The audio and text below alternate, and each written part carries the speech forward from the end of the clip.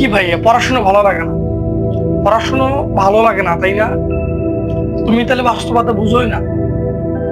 তুমি সংসার থেকে বের হয়ে যখন কাজে অথবা তোমার জীবনের তাগিদে কোনোখানে ছুটবা, তখন বুঝবা যে পড়াশোনাটা কি মূল্য।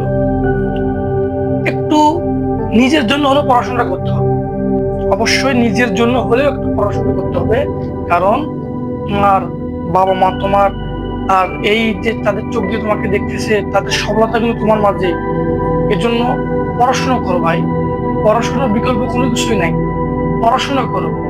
ইংলিশ নিয়ে যাদের চিন্তা, তারা আমার এই ক্লাসগুলো করো, আমি গ্রামেটিক্যালের যতগুলো নিয়ম আছে আমি দেবো, কমেন্ট করবা, কোনো অসুবিধা নেই। আমি যত ব্যস্ত থাকি না কেন, আমি যে পরিস্থিতি থাকি না কেন, আমি অবশ্যই ভিডিও করে তোমাদেরকে দেবো। পড়াশোনা করো। পড়াশোনা ছাড়া কোনো মূল্য নেই।